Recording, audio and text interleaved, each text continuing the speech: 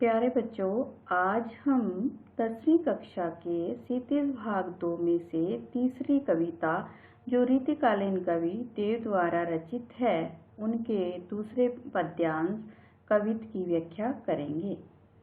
डार द्रुम पलना बिछोना नव पल्लव के। इन पंक्तियों के माध्यम से कवि ने बताना चाहा है कि जो अब बसंत ऋतु आती है उस बसंत ऋतु को एक बालक के रूप में कवि ने दिखाना चाहा है कि बसंत रूपी बालक का यहाँ वर्णन किया है प्रकृति के माध्यम से।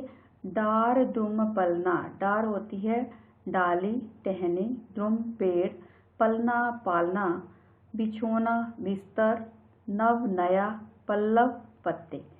तो कवि क्या कहना चाहता है कि जो बसंत रूपी बालक है वो डाली, पेड़ की डाली का उन्होंने क्या बनाया, पलना बनाया है, पालना बनाया है और नव पल्लव के नए पत्तों का बिछोना बनाया है।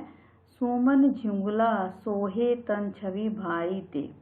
सुमन होते हैं फूल, झिंगुला झबला यानी कि फूलों से बना हुआ झबला, सोहे सुशोभित, तन शरीर, छवि अच्छा लगना। तो यहाँ कवि क्या कहना चाहता है कि बसंत रूपी बालक ने कैसे वस्त्र पहने हुए हैं, फूलों से बना हुआ झबला जो पहना है, वो फूलों से बने हुए झबले से उनके शरीर की छवि सुशोभित हो रही है, सुंदर लग रही है। पवन झुलावे केकी कीर बतरावे ते। तो उस बसंत रूपी बालक को कौन झुला रहा है? हवा, पवन हवा। झुलाना झूला देना कि जिस प्रकार से हम छोटे बच्चे को झुलाते हैं उसी प्रकार हवा बसंत रूपी बालक को झुला रही है। केकी कीर, केकी मोर और तोता, बतरावे मोर और तोता बातें कर रहे हैं। कोकिल हलावे हुलसावे कर तारी दे। कोकिल कोयल, कोयल भी उस दृश्य को देखकर प्रसन्न हो रही है, हर्षित हो रही है और तालियां बजा रही है। पूरित पराग सो उतारे करे रायनोन, कंजकली नायिका लतान सिर सारी दे। कंजकली कमल रूपी, नायिका लतान सिर लता रूपी साड़ी, यानी कि कमल रूपी जो नायिका है उसने लता रूपी साड़ी को अपने सिर को ढक लिया है लता रूपी साड़ी से, और क्या करती है, पूरित कणों से बसंत रूपी बालक की नजर उतारती है। उतारो करे रायनोन, कि रायनोन होता है नमक और राई, कि जिस प्रकार से सामान्य स्त्री किसी बच्चे की नजर उतारती है और राई और नमक से उसके सिर के ऊपर से वार कर आग में जला देती है, उसी प्रकार से यहाँ कमल रूपी नायिका को लता रूपी साड़ी ओढ़कर पूरित कणों से बसंत रूपी बालक की नजर उतार रही है। मदन महिप चूको बालक बसंताही। मदन कामदेव, महिप राजा, कि जो बसंत रूपी बालक है वो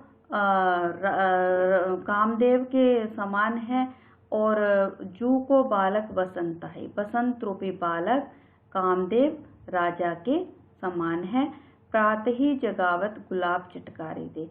प्रातः ही सुबह ही जगा देता है कौन? गुलाब चटकारी देकर।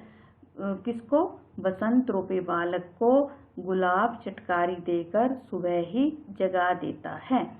तो यहाँ पर किसका वर्णन किया गया है? बसंत रूपी बालक का वर्णन किया गया है। और जब प्रकृति में बसंत क्या है? प्रकृति का एक रूप है। तो यहाँ मानवीकरण किया गया है। इस पद्यांश में, संपूर्ण पद्यांश में मानवीकरण अलंकार है। किसका मानवीकरण किया गया है? बसंत रूपी बालक का। डार द्रुम पलना बिछोना, डार द्रुम में क्या है? रूपक अलंकार है। पलना बिछोना नव पल्लव, इन सब में क्या है? रूपक अलंकार है। केकी कीर, हलावे हुलसावे, पूरित पराग, इन सब में क्या है? अनुप्रास अलंकार है। यहाँ पर ब्रज भाषा का प्रयोग किया गया है और माधुर्य गुण है, प्रकृति के रूप सौंदर्य का वर्णन किया गया है और जड़ प्रकृति पर मानवीय भावनाएं दिखाई देने के कारण संपूर्ण पद में मानवीकरण अलंकार है और बसंत को एक बालक के रूप में दिखाया गया है। धन्यवाद।